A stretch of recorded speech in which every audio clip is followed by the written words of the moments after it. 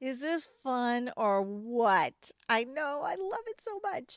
I'm Julie, and I'm here to show you how to assemble the Snow Angel die. This is an interactive die, and I wanted to recommend that you make some templates, which will save you a lot of time later on, and you will happily make lots of these interactive Snow Angel cards.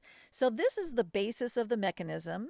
And right now, I need to make a template of the larger piece. So I've taken a quarter sheet of Tyvek. This is just from an old Tyvek envelope. I'm using it to create, a quarter sheet panel. And then I'm going to lay or position my die down where it needs to go. And I'm going to use a little bit of masking tape here just to make sure it doesn't shift. And then I have some press and seal that I used washi tape to anchor it down up above. It's kind of acting as a third hand, so I can pull that taut towards me there and get it burnished down where it needs to be. And then I can also remove that masking tape because once I've got it firmly anchored towards the top, I can continue smoothing it out. And if you want, you can take a bone folder and just kind of continue to burnish it so that it is all firmly adhered to the die itself and to the Tyvek that it's on top of. So now I'm going to trim away all the excess press and seal that I've got sitting here, and that's my template. Now I'm going to take a quarter sheet of Neenah Solar White, 80 pound. I'm going to lay my template on top and then use some more of that painter's tape to anchor the corners in place. And this will make sure that the template itself doesn't slide out of place as it's going through my Gemini. So then I can reuse this template over and over and over again. So I've got a quarter sheet here. I've got the thumb notch exactly where it needs to be. I needed to trim out just a little bit there on the edge because it was slightly longer than my die was. And then I realized on my template that the Tyvek was leaving an impression into my cardstock, and it's not gonna you're not gonna see it later on, but I'm kind of anal retentive about these things. So I thought, you know what, I'm just going to cut it away and get rid of it. So I cut a slit up the center. I had to work my scissors in underneath there and cut a slit up the center. And then I'm going to fold the sides back on themselves just enough that I can trim away the excess of the Tyvek, but not cut through the press and seal. So you want to make sure you don't cut through this press and seal. And I've cut another quarter sheet with this because I want to have the template in that same spot. Now, I already made a template ahead of time using the same process with the Snow Angel die, and I'm going to lay that right over the top of that backing piece that I cut, and then I don't have to worry about lining up that thumb notch and cutting another one. And then I'm going to use my template there to line up that thumb notch on a base card. This is a Neenah A2 Solar White.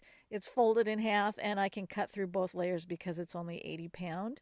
So I'm going to have a nice, neat thumb notch on all the layers that I need. So I've got the backer of the mechanism. I have the pull tab, which I die cut from 110-pound Neenah because I like it to be heftier. And then I have my Snow Angel, which I die cut out of the second one of those panels I'd already made.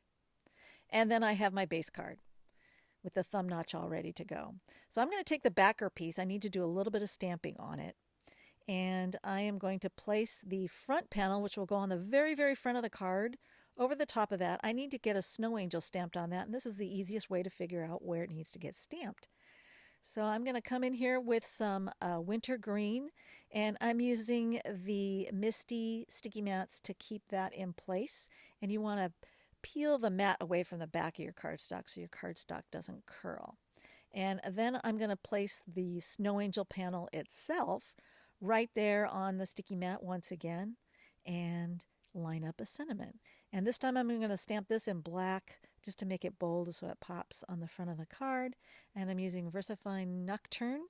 Yes, this is a pigment ink that dries faster and it's very nice and saturated black. So now you can see I've got my base card, I've got my Snow Angel stamped on the back mechanism, the pull tab, and then the front panel for the card. So let's get to the assembly.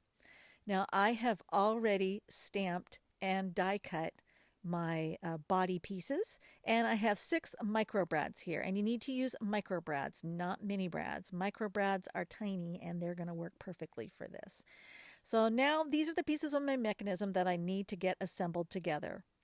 And I got to start by getting the arms and the legs attached first. So I'm going to line up these two holes over each other and then secure them to that pull tab on the top hole for the arms and the lower hole for the legs.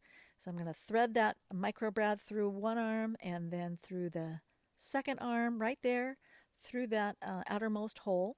And then make sure that you've got your pull tab the right side up. You want the shorter end up at the top and the longer end towards the bottom, or it won't line up correctly. So now I'm going to gently close those prongs on the micro brad just to make sure my brad doesn't fall out. Then I'm going to take the legs and get them threaded through onto that micro brad and again through that second hole. And then I'm going to gently close those.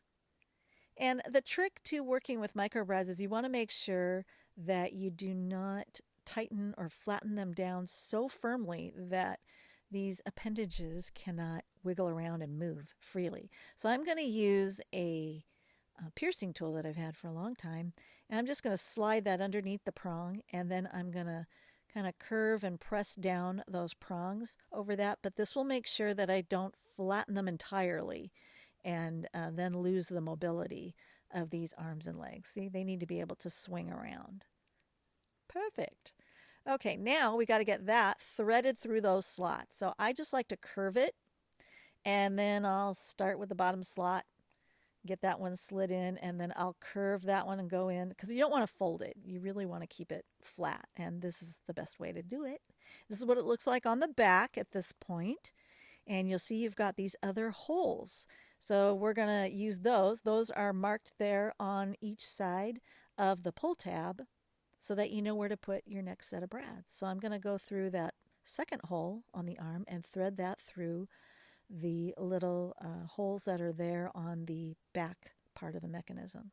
So I'm going to go ahead and get the arms attached this way, and then again fasten loosely so we can come back and we can tighten them, but not too bad, not too much in the next step. So I'm going to get the legs attached there on the sides, and these holes make it really handy so you know exactly where to pierce through.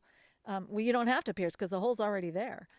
So you can go ahead and get your brads all secured, and then again, we need to use something to prevent us from over flattening the prongs. And then when you test it, she should be moving freely like this. Woohoo! Okay, now that pull tab might peek out depending. It might peek out the top of the card, so if you want to, you can just take a pair of scissors and trim it down, and that makes it pretty easy.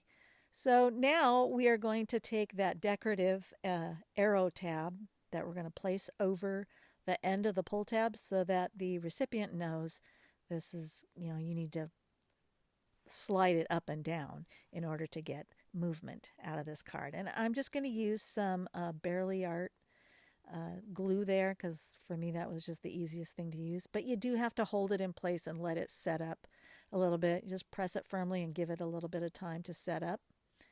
And then this is what it looks like on the back. I've added some double-sided sticky tape to mount this to the front of my card, and I'm only going to peel back the liner partially. This gives me some handles, and you notice I only have those two strips along the outer edges. That's really all you need for this. So don't go crazy adding more tape. You don't need it. You just need it along those two long edges. And then I've got that in place. I can go ahead and pull away the remainder of the liner tape. That just lets me know I have a little bit of fudge room in case I don't get that positioned exactly where I want. I can still lift it up and reposition it before I anchor it down permanently. So now I need a double thickness foam mounting tape, and the easiest way to do that is to fold it on itself to double it up and then cut the little bits that you need from that doubled up foam tape. And I've cut these little tiny pieces that are going to go on each side of the pull tab and then at the very top of that slot, just beyond the slot, and it will be concealed by her body. So now I can go ahead and position this with more foam mounting tape along the outer sides. And then there's more around the Snow Angel cutout itself, but that's just needed for support. You don't have to remove the liner papers for that. You just want to make sure that the sides have the adhesive exposed.